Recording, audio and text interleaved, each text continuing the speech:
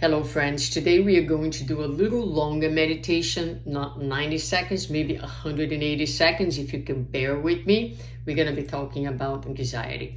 I used to think of anxiety as something that had only to do with lack of faith. And today I understand that anxiety is a very human feeling. There is a purpose for it. When we feel anxious, we feel anxious because we have hope in the future. We believe that there is a future. It may bring things that are not so good, but also may bring wonderful things to all of us. In any case, anxiety works like a fire alarm.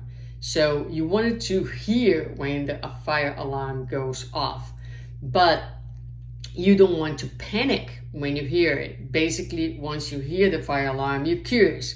You're going to investigate. So this is the very first principle about how to deal with anxiety, is to understand that anxiety is information, and what's calling from us is to listen to it and to try to decodify what is the information that is coming to us. But the second thing is to determine whether that information is useful for us or not. Perhaps it doesn't really serve any purpose in the present moment. So the best thing to do is to let it go. And the question is, how do we let it go? So we can let it go in many different ways. One of the ways is to meditate, is to focus on our breathing, center ourselves, is to do a prayer, or any cognitive exercise that can help us stay present. This morning I did a meditation that was so incredibly helpful.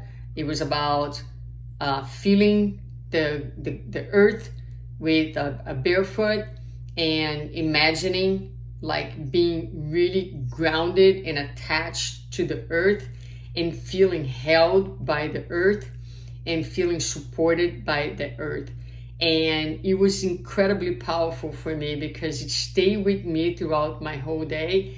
And I am usually a very anxious person, but I was able to go through my day feeling held, feeling grounded, feeling centered, and all that means much more in the present moment.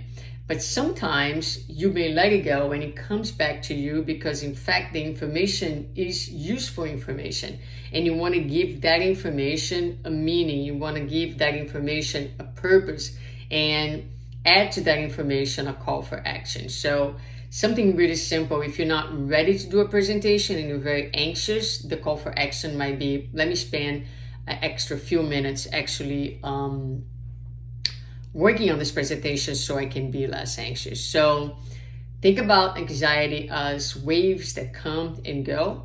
And if you don't deal well with that anxiety, you might end up drowning on it. But you also have an opportunity to learn how to swim with the waves.